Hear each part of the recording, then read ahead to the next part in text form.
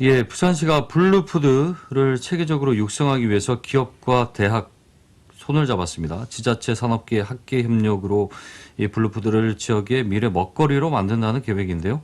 정영주 리포터가 취재했습니다. 자, 어서 오십시오. 네, 안녕하세요. 이제 뭐 수산식품을 얘기하는 거예요. 블루푸드. 네. 부산시가 기업 또 대학과 함께 업무 협약을 맺었다고요? 네, 그렇습니다. 이 수산식품을 말하는 블루푸드를 체계적으로 육성하기 위해서 지난 19일 국립부경대와 한국해양수산개발원, 한국식품연구원, 한국푸드테크협의회, 부산테크노파크와 함께 블루푸드테크 생태계 조성 및 지산학 협력체계 구축을 위한 업무 협약을 체결했습니다. 예.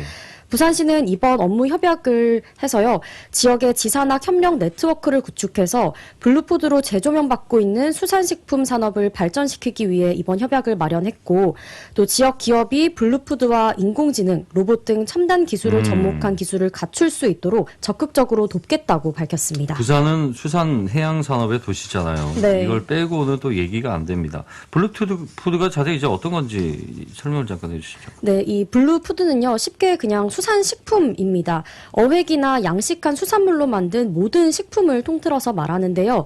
소고기나 돼지고기 같은 육류에 비해서 탄소 발생이 적기 때문에 요즘 친환경 이슈가 전 세계적으로 확산하면서 수요가 늘어나고 있습니다.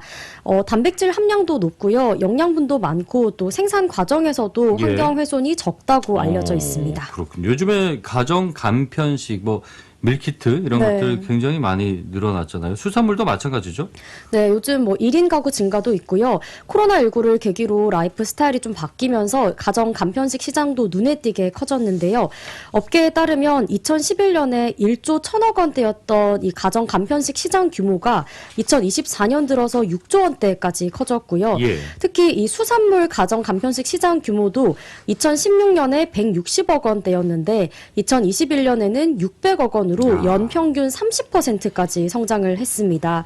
그래서 이번 업무 협약은 전국 수산 가공품 생산량 1위인 부산시가 이런 블루푸드 산업의 생태계를 더 구체적으로 만들겠다는 걸로 보이는데요. 자세한 내용을 부산시 해양농수산구 김병기 국장의 목소리로 들어보시죠.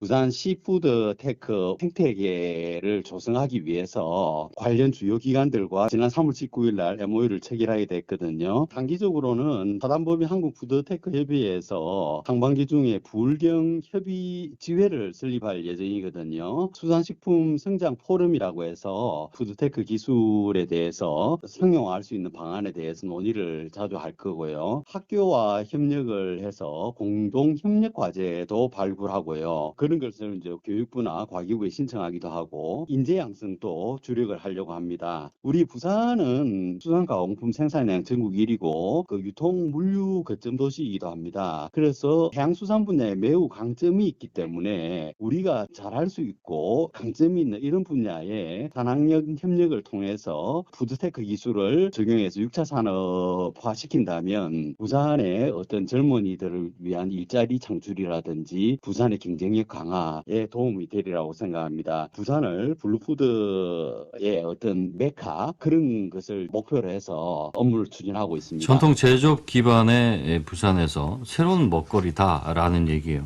작년 말에 신평장림 일반 산업단지 안에 부산 시푸드 플랫폼이 생겼잖아요. 네. 여기가 그러니까 수산식품 기업을 지원을 하는 블루푸드 일명 뭐 혁신 공간 이렇게 봐야 될런지요? 네, 맞습니다. 부산 수산식품 산업의 세계적인 성장을 이끌어내기 위해서 작년 11월 말에 문을 연 곳인데요. 부산 수산식품 산업이 연간 생산량이 38만 9천 톤으로 1조 7천억 원 규모거든요. 예. 이게 전국 1위인데 대부분 중소형 기업이라서 수도권의 대기업과의 경쟁에서 좀 어려웠는데요. 예. 네, 작년에 생긴 부산 시푸드 플랫폼은 이런 우수한 기반 시설들의 첨단 기술력을 더해서 네. 블루푸드 테크 혁신을 지원하고자 이렇게 만들어진 곳입니다. 그 연간 생산량 규모는 전국 1위인데 기업들이 다 작은 기업들이니까 네. 이 기업들을 응집을 해서 한번 극대화 시켜보자 네. 이거잖아요. 네, 맞습니다. 그래서 부산시가 이 플랫폼을 계기로 수산식품 산업 클러스터도 준비를 하고 있고요. 네, 부산시가 이번 블루푸드테크 업무 협약을 통해서 암난동 국제 도매시장에 2027년까지 수산식품 산업 클러스터를 만들기로 했습니다. 우리나라 원양어선 대부분이 들어오는 곳인데요. 이곳에 기업을 지원하고 수출 지원 물류센터를 만드는 사업을 약 1,000억 원을 들여서 완공할 계획 중에 있습니다. 그래요. 일단은 소비자 니즈에 맞는 요구에 맞는 새로운 형태의 좀 수산 가공 기술이 새롭게 나오면 좋겠어요. 네, 부산시와 핵심 관계 기관들이 네트워크를 조성해서 부산시는 기업 육성과 산업 인프라 조성, 또 행정 지원을 하고요. 국립부경대는 전문 인력 양성, 또 한국해양수산개발원은 블루푸드 테크 정책 연구 등 이렇게 지산학 협력 등 지원할 예정인데요. 전문가는 블루푸드 테크를 적극적으로 활용한 소비자의 요구에 맞는 기술 개발이 필요하다고 말합니다. 관련해서 부경대학교 식품공학과 김영목 교수의 의견 들어보시죠.